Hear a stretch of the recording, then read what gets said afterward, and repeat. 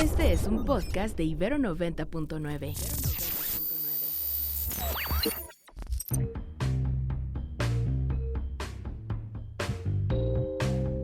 Desde el estudio B de Ibero 90.9, esto es Control de Cambios, una producción de Ibero 90.9 y la revista Nexos. Mi nombre es Valeria Villalobos Guízar.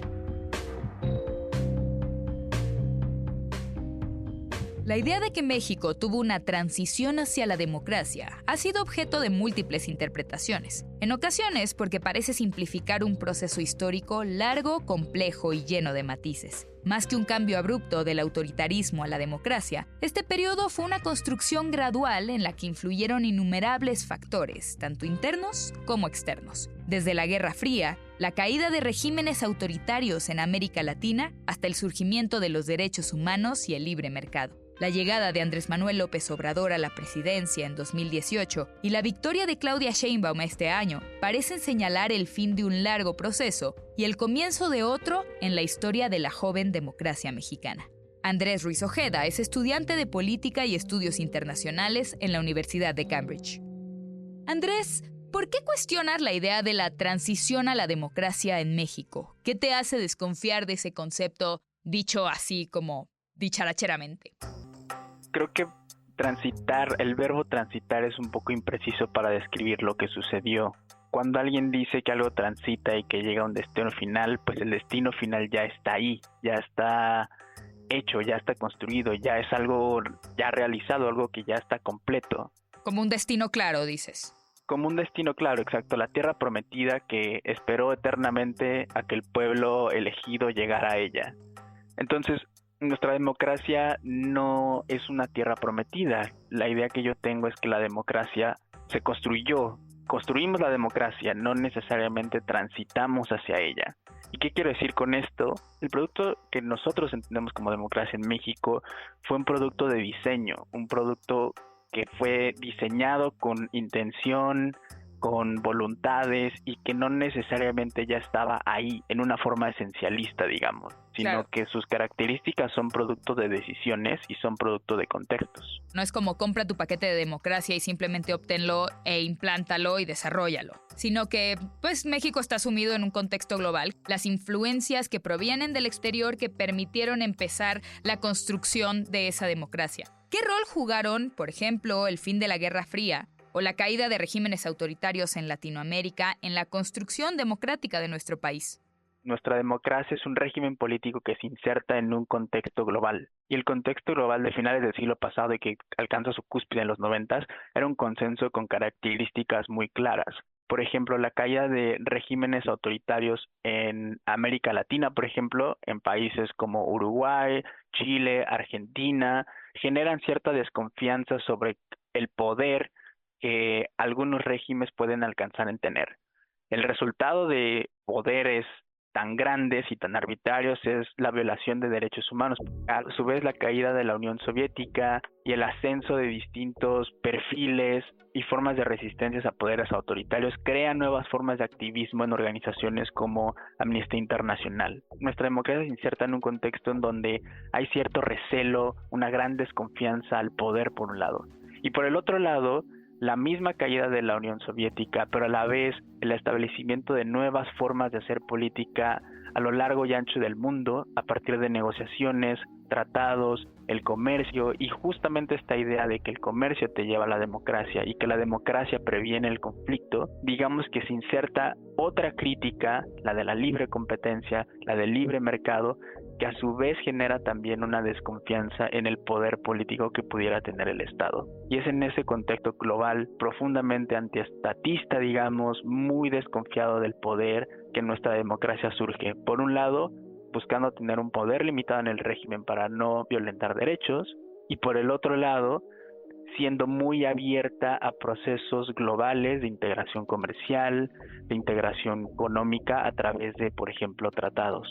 Para quienes no tienen idea de este tipo de gobiernos que surgen en México durante los años 90, ¿cómo describirías cómo se implantaron estas dos influencias, tanto del libre mercado como de los derechos humanos, en la política mexicana del fin del siglo pasado? Me gustaría aclarar que no solamente es un proceso que sucede en México. Un ejemplo que nos podría ser cercano es el caso colombiano. En 1991 redactan una nueva constitución buscando integrarse en una economía regional. Un ejemplo de esta nueva forma de instituciones eran poderes judiciales fuertes con vías expeditas de acceso para que las empresas pudieran litigar frente al Estado. Otras formas institucionales en las que se construyeron estos regímenes era justamente a través del derecho internacional.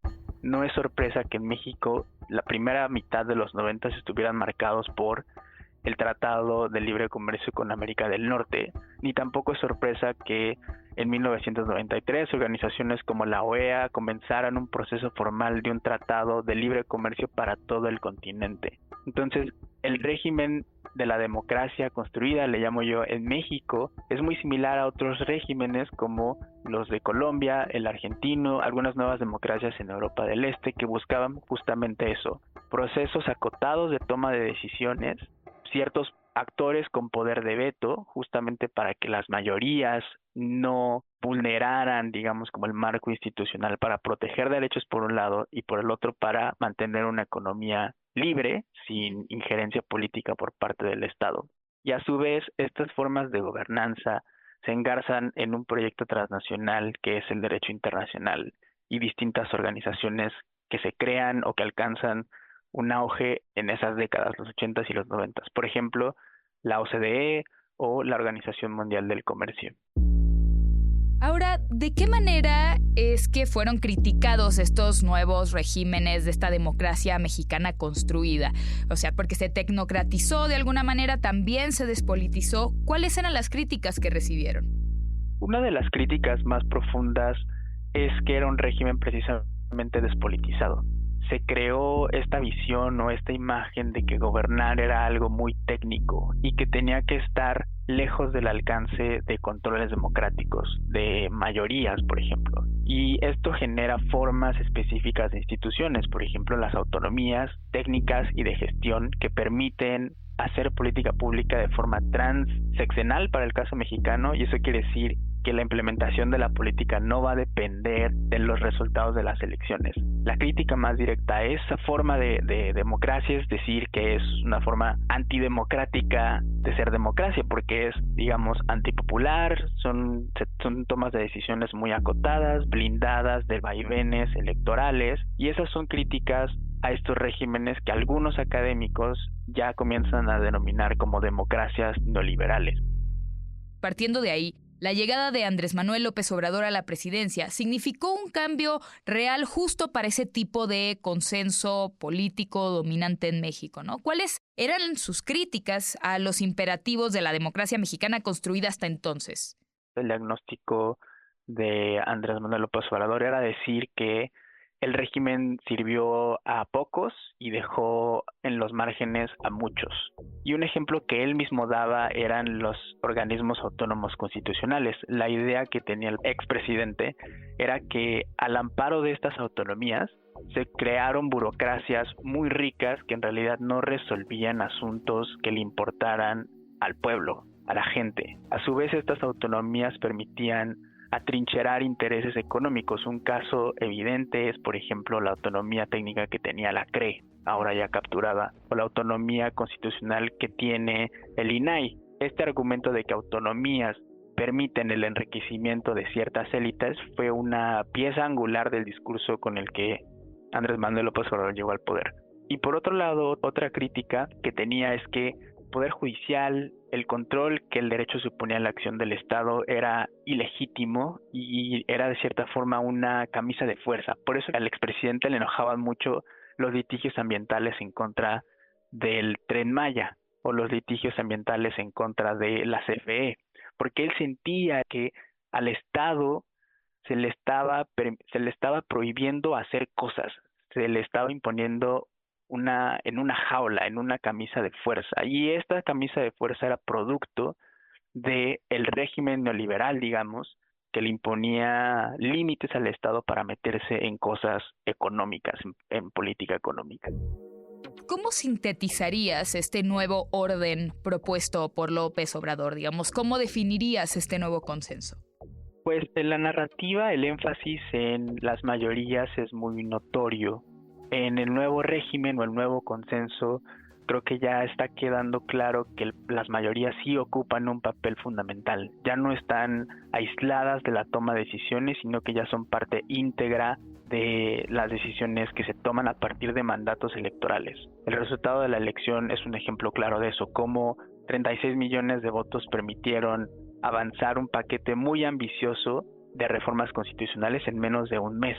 Y el argumento era: recibimos un mandato del pueblo. Y eso es interesante, que se vuelve a posicionar a las mayorías electorales en el corazón de la política de esta nueva versión de democracia que tenemos. Otra característica es justo que se le busca liberar al Estado de sus impedimentos para hacer, de sus impedimentos, por ejemplo, para meterse en política económica, de sus impedimentos para hacer distintas reformas y distintos proyectos. Ya poco pesan, digamos, los argumentos morales sobre derechos humanos o sobre la libertad económica para que el Estado pueda, digamos que el Estado, la democracia, la misma presidencia adquiere una forma mucho más poderosa, mucho más robusta, en grados que en los 90 ese poder, esa robustez hubiera generado miedo, hubiera generado tensión. Un nuevo ángulo desde que se ve el poder en este nuevo consenso.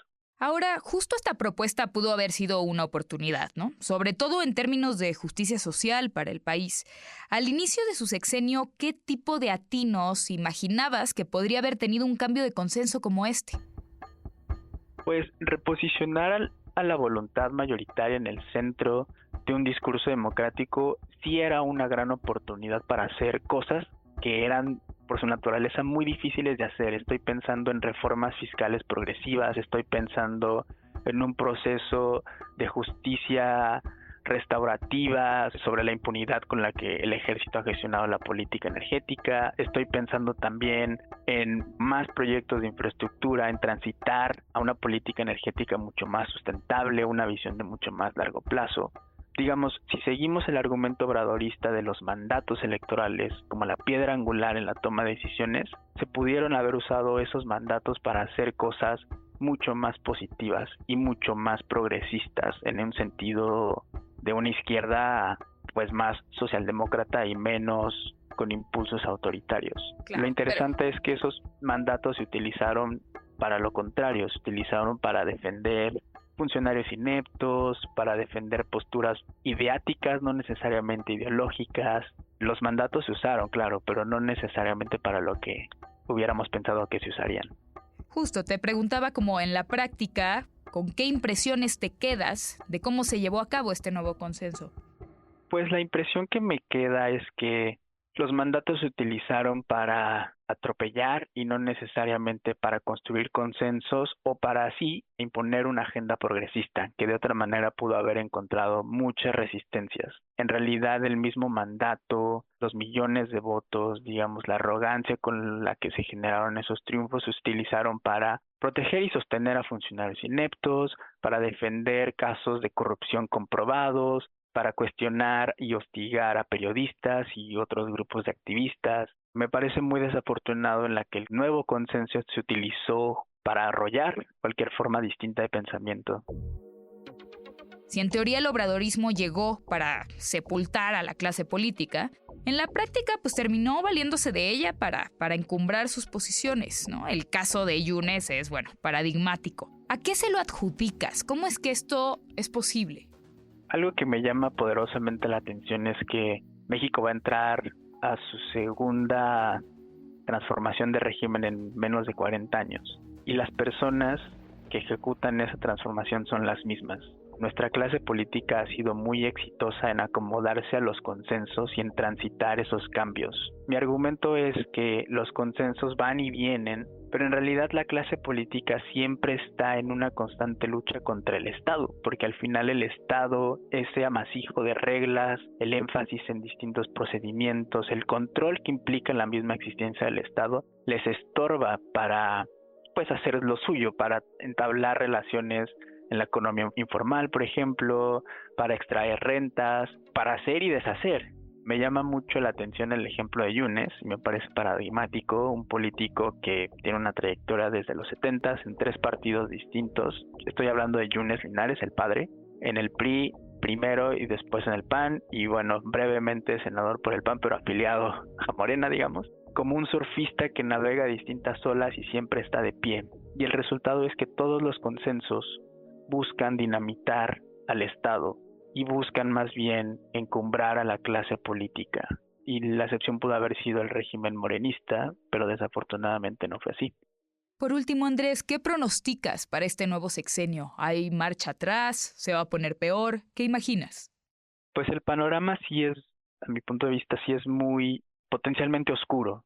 Creo que hay cosas buenas en el discurso con el que la nueva presidenta entró al poder. Me sigue gustando reposicionar a la democracia como un régimen eminentemente político y eminentemente mayoritario, y creo que esa es parte de la narrativa que vale la pena sostener. Lo que me preocupa es más bien que la clase política se valga de este diagnóstico legítimo y de esta narrativa valiosa para desmantelar cada vez más al Estado. Y el Poder Judicial es un buen ejemplo de eso, porque quizá pudo haber sido el último reducto para que dinastías de políticos que permanecen impunes, como los Yunes, por ejemplo, fueran llevados a cuentas. Sin ese control estatal sobre las élites, es muy fácil que los regímenes devengan no necesariamente en autoritarismos, pero sí en casos muy flagrantes de impunidad. Y pues sin un Estado realmente, incluso las propias mayorías están desamparadas. Y lo que me parece más trágico ahorita y de cara al futuro es que la razón de Estado con la que el régimen morenista se encumbró, el poder mayoritario como razón de Estado, se está volteando contra el Estado mismo.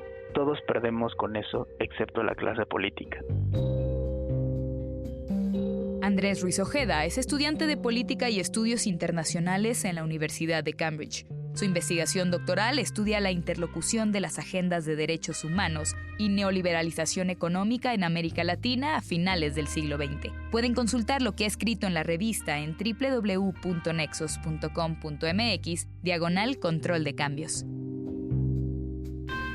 Muchas gracias por escuchar Control de Cambios, una producción de Ibero 90.9 y la revista Nexos. El guión de este episodio es de Melissa Casab y Valeria Villalobos Guízar. La producción es de Roxana Aguilar y Daniel Maldonado. La postproducción de Aldebarán Abraham. Mi nombre es Valeria Villalobos Guízar.